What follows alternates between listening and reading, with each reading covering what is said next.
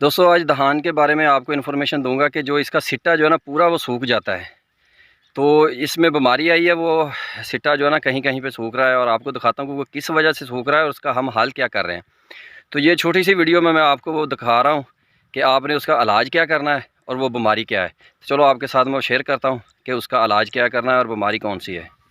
जी दोस्तों, ये आपको नज़र आ रहा है, ये पूरा सिट्टा जो है ना ये खुश्क हो गया है। ये देखें, ये कहीं कहीं पे है। तो इसका ये आपको ना मैं दिखाता हूँ शुरू से।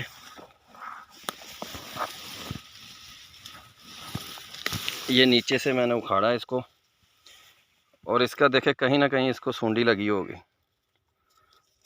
तो ये इसका ऐसे नाड़ा है। तो हम इसका ना ऑपरेशन करते हैं कि ये कहाँ से, ये आपको दिखाता हूँ। इसमें ज़रूर कहीं ना कहीं सूंडी लगी होगी। ये आपके सामने हम पूरा इसको खोल रहे हैं। ये देखें, ये आपको नज़र आ रहा है।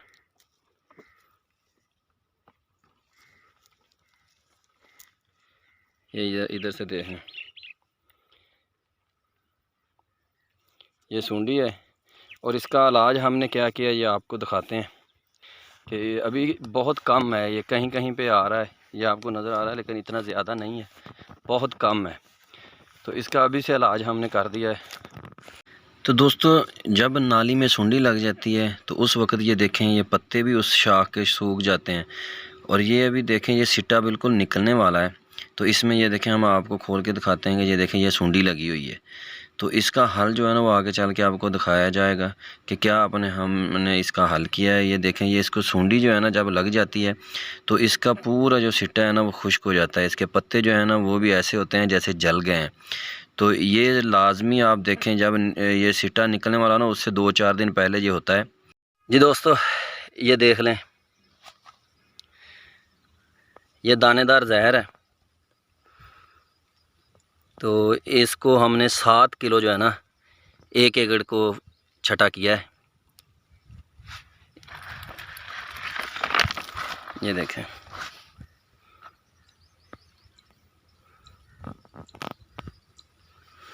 ये तहफ़्फ़ुज़ किया है 7 किलो और इसको हमने छटा किया है। तो दोस्तों, आपने करना क्या है कि सबसे पहले आपने खेत को अच्छी तरह पानी से भर लेना है। इतना आपने उसको पानी के साथ भरना है कि पानी जो है ना तकरीबन 3-4 दिन जो है ना खुश्क ना हो। तो अच्छी तरह पानी भरने के बाद आपने ये देखें, ये एक थैली जो है ना 1 एकड़ को आपने छटा कर देनी है। तो छटा आपने अच्छी तरह करना है कि कोई भी जगह जो है ना वो दानेदार जहर से खाली ना रहे। तो 3-4 दिन पानी जो है ना वो लाजमी इसके अंदर रहना चाहिए। तो इसके अंदर जब 3-4 दिन पानी खड़ा रहेगा, ये जहर वाला पानी जो है ना पौधे में अच्छी तरह जज़ब हो जाएगा और सूंडी जो है ना ये वे उसी वक्त ही मर जाएगी।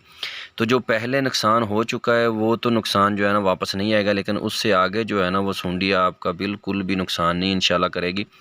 तो ये जब सिट्टा जो है ना आप देखेंगे कि आपकी नाली से बाहर निकलने वाला है, तो ये बीमारी उस वक्त आती है। तो आपने क्या करना है कि जब आप फसल को चेक करते रहें, जैसे ही आपको समझ आए कि ये 5-7 दिन में बस सिट्टा बाहर निकलने वाला है, तो उस वक्त आपने इसको जो है ना ये दानेदार जहर का छटा कर देना है।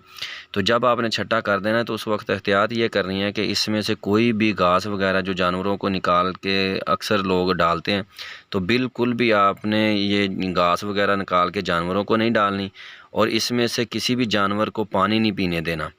ठीक है, ये ज़हर वाला पानी हो जाएगा। इसको 3-4 दिन जो जहर वाला पानी है ना ये किसी भी चीज़ को आपने पीने नहीं देना, तो उस तरह उसकी जान जाने का ख़तरा है। तो ये थी दोस्तों इसकी एहतियात और ये था इसका इलाज। आपने इसको इसी तरह से इलाज करना है और इंशाअल्लाह ताला आपकी ये जो बीमारी है ना बिल्कुल ख़त्म हो जाएगी और आने से पहले ही आपने ये कर देना है, तो इंशाअल्लाह आपको कोई भी नुकसान नहीं होगा।